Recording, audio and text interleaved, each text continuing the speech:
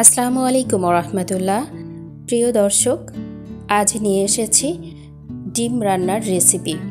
প্রতিদিন আমাদের খাদ্য তালিকায় যে ডিমটা থাকে সেই রেসিপিটাই আমি আপনাদের সঙ্গে শেয়ার করব। চলুন তবে পুরো প্রস্তুত প্রণালীতে। ডিম রান্না করতে যে প্রয়োজনীয় জিনিসগুলো লাগবে সেগুলো আমি এখানে নিয়ে এসেছি। ডিম রান্না করতে লাগছে ডিম। এই ডিমটাকে প্রথমে আমি সিদ্ধ করে নিয়ে নিয়েছি 1 চা চামচ রসুন বাটা, এখানে 1/4 কাপ পেঁয়াজ বাটা এবং কিছু লাল সবুজ কাঁচা ঝাল, আর নিয়েছি 2টা আলুকে ছোট ছোট করে কেটে নিয়েছি। এই আলুটা দিয়েই মূলত ডিম রান্নাটা করে নিব।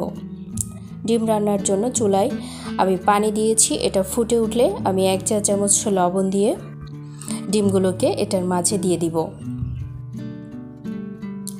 ডিম সিদ্ধ করার জন্য এই ডিমটাকে আমি মাঝে মাঝে একটু নেড়ে দিব, ফলে কুসুমটা এক পাশে না যেয়ে মাঝে থাকবে।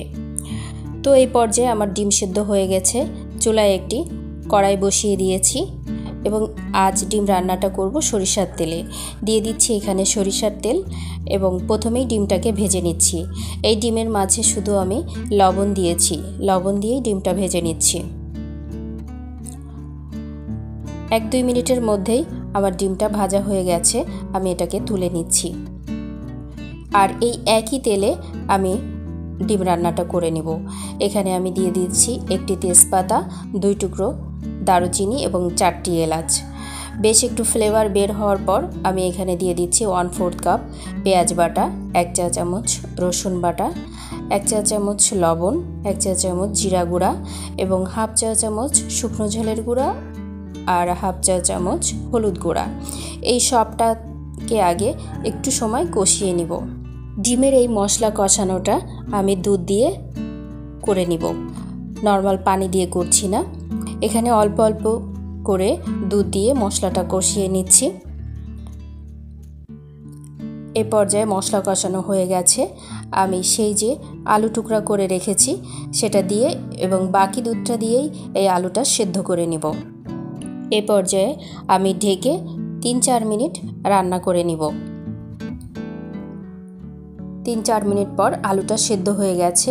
আমি এখানে 1.5 কাপ 250 ml কাপের 1.5 কাপ পানি দিয়ে নিচ্ছি এবং এটা একটু ফুটে আসলে সেই যে ভেজে রেখেছি ডিমগুলা এবং কাঁচা ঝালগুলাও দিয়ে নিচ্ছি এর মাঝে। আরও 3-4 মিনিট রান্না করে নিব। আমি ঢেকে রান্না করে নিচ্ছি। ঝোল একটু কমে আসলেই আমি রান্নাটা নামিয়ে নিব। এই পর্যায়ে আমার রান্না হয়ে গেছে। আমি একটি বোলে তুলে নিচ্ছি। ডিম রান্নার এই প্রসেসটা অনেক বেশি মজা হয়। সুযোগ হলে বাসায় ট্রাই করতে পারেন এবং জানাতে পারেন কেমন হয়েছে, কেমন লেগেছে আমার এই রেসিপিটা। পরবর্তী ভিডিওর নোটিফিকেশান পৌঁছে যাওয়ার জন্য এখনই আপনি আমার সাবস্ক্রাইব বাটন চেপে নোটিফিকেশান অন করে নিতে পারেন। আপনাদের সর্বাঙ্গীন মঙ্গল কামনা করে এবং পরবর্তী ভিডিওর আমন্ত্রণ জানিয়ে আমি এখানেই শেষ করছি। আল্লাহ হাফেজ।